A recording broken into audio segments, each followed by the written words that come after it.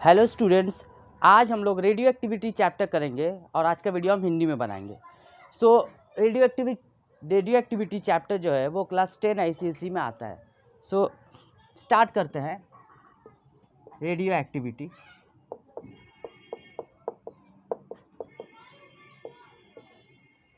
तो एलिमेंट्स जो होता है वो दो टाइप का होता है। एलिमेंट्स जनरली दो टाइप का होता है, एक होता है नॉर्मल एलिमेंट्स और एक होता है radio active elements. Normal elements जैसे एल्युमिनियम हो गया, आयरन हो गया, सल्फर हो गया, क्लोरीन हो गया, सोडियम हो गया, ओके, आयोडीन हो गया, फ्लोरीन हो गया, ब्रोमाइन हो गया, इतना सारा है, बहुत सारा अभी और भी, मैग्नीशियम हो गया। और रेडियो एक्टिव एलिमेंट्स क्या है? Like uranium, radium. सो अब क्या है कि ये जो नॉर्मल एलिमेंट्स है इससे कोई हार्मफुल रेडिएशन नहीं आता है। No harmful radiation is given by this. इससे कोई भी हार्मफुल रेडिएशन नहीं आता है, लेकिन इससे हार्मफुल रेडिएशन आता है। It gives out harmful radiation, gives out harmful radiation.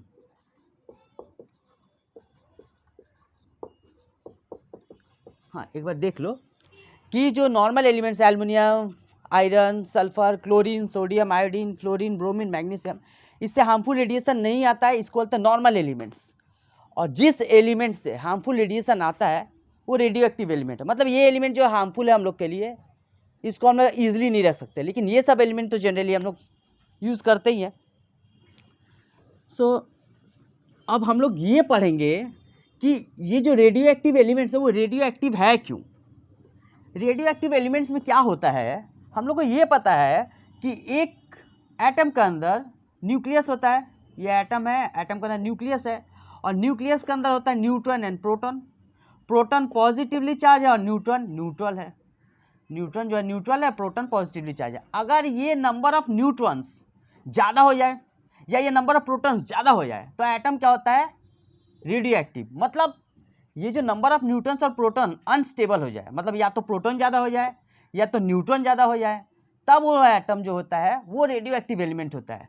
तो कंडीशन क्या क्या है कि एक एटम रेडियो एक्टिव होगा? तो conditions required for an atom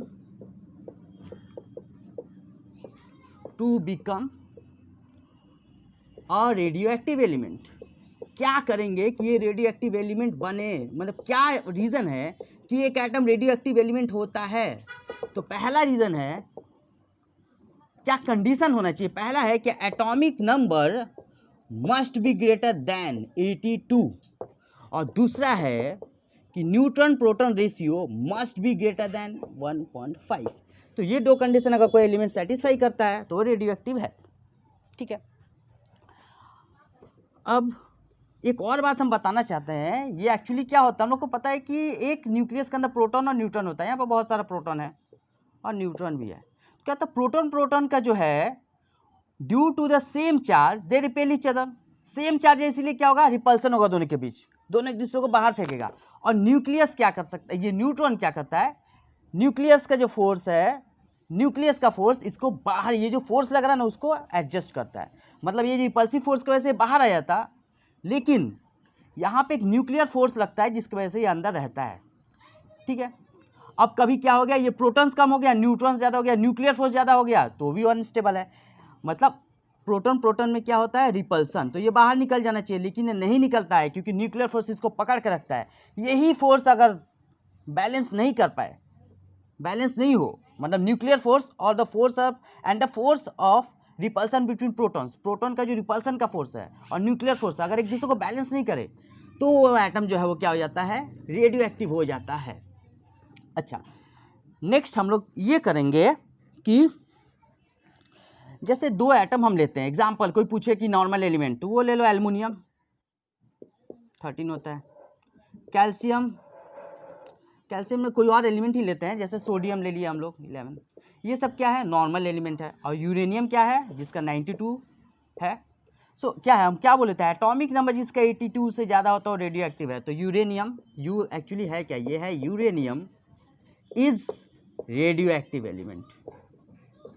uranium is radio active. अब रेडियो एक्टिव जो एलिमेंट होता है, तो रेडियो एक्टिव एलिमेंट से 3 रेज निकलता है, 3 टाइप का रेज निकल सकता है। तो क्या क्या रेज निकलता है, एक रे है अल्फा, दूसरा है बीटा और तीसरा रे है गामा।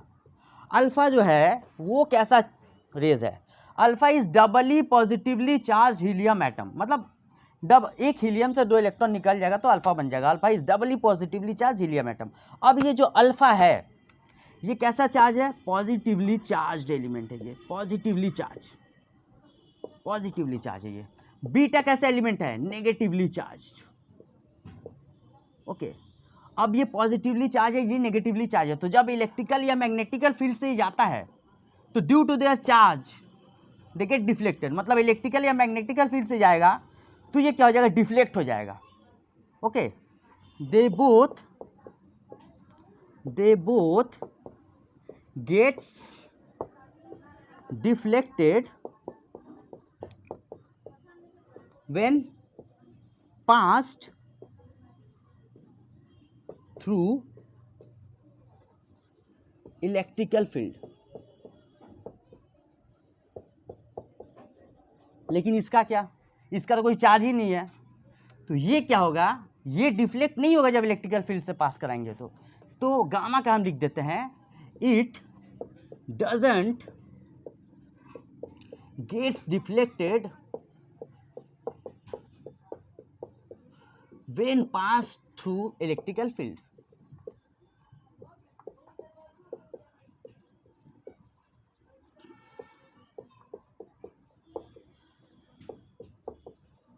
ठीक है, मतलब alpha positively charge, beta negatively charge, तो ये चार्ज पार्टिकल है, इसीलिए इलेक्ट्रिसिटी से जब पास करेंगे ऐसे जा रहा है, सपोज डिफ्लेक्ट हो जाएगा ऐसे।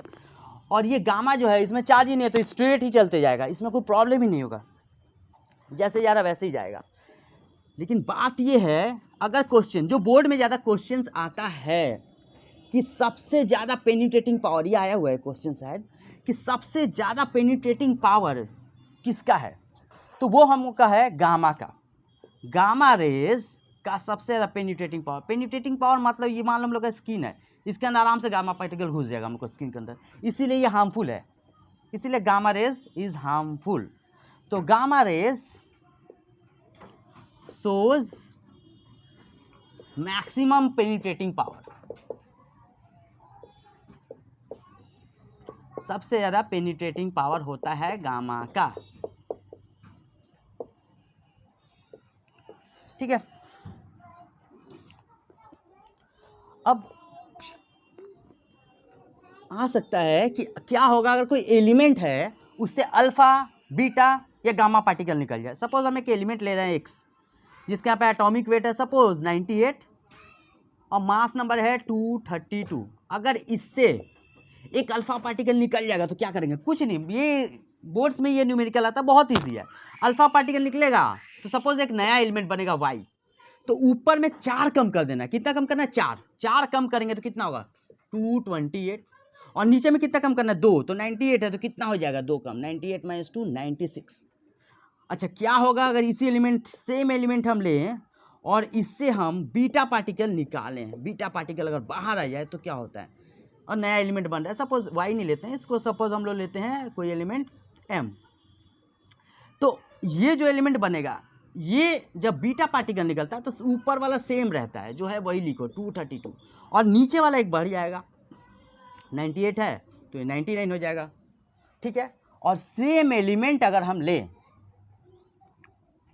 98 232 और इससे सब्ट्रैक्ट करें, मतलब गामा रेस को बाहर निकालें, क्या होगा पता है, कुछ होगा ही नहीं, it will remain unchanged as it was before, so it will remain as 232 and this one will be 98। समझ में आया, अगर हम गामा रेस निकालेंगे तो कोई चेंज ही नहीं होगा, जो ऊपर में वही रहेगा, जो नीचे वही रहेगा, लेकिन अल्फा बीटा में केस में चेंज होगा। अब वो लोग क्या करते हैं, कभी कभार ये एक अल्फा पार्टिकल है तो 2 अल्फा पार्टिकल माइनस कर देते हैं, तो 2 अल्फा पार्टिकल लेंगे तो यहाँ पे एक में 4 था तो 2 में कितना कम हो जाएगा 8, तो 232 - 8 कर देंगे तो कितना हो जाएगा ये 224 हो जाएगा ये, अगर 2 करेंगे तो। और यहाँ पे 2 कम हो रहा था, 2 जाने से 4 कम हो जाएगा, 4 कम हो जाएगा तो ये क्या हो जाएगा 94। ये क्वेश्चन इस टाइप का बोर्ड में आता है, आप लोगों को समझना बहुत ही ज़रूरी है। नाउ अब ये जो अल्फ़ा बीटा पार्टिकल है या गामा पार्टिकल, इसका यूज़ भी होता है। ये जो गामा पार्टिकल है it is use to treat cancer. Okay, gamma rays are used to treat cancer. ठीक है, गामा रेज से कैंसर ट्रीट होता है। और एक बात है कि हम लोग अगर कोई रेडियो एक्टिव एलिमेंट लें तो रेडियो एक्टिव एलिमेंट्स जो है वो यूज़ होता है न्यूक्लियर पावर प्लांट में।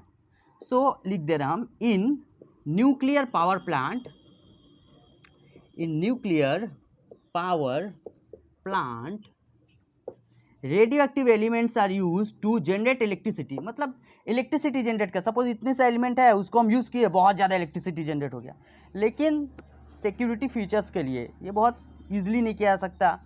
रेज निकलेगा वो बहुत हार्मफुल रेज होता है, कहीं किसी के बॉडी में पेनिट्रेट कर गया तो बहुत प्रॉब्लम होगा। इसलिए न्यूक्लियर पावर प्लांट्स हम लोग ज़्यादा इलेक्ट्रिसिटी नहीं बनाते हैं। तो in nuclear but some part to some extent हम लोग बनाते हैं, थोड़ा सा बनाते हैं। So in nuclear power plant radioactive elements are used to generate electricity, and such type of electricity is called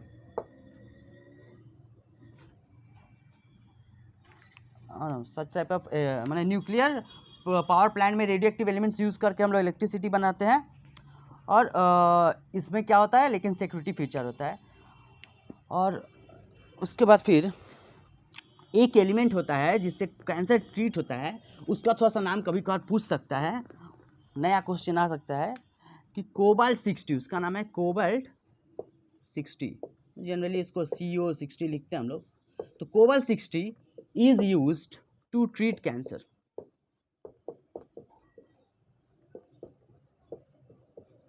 ठीक है, thanks for watching the video.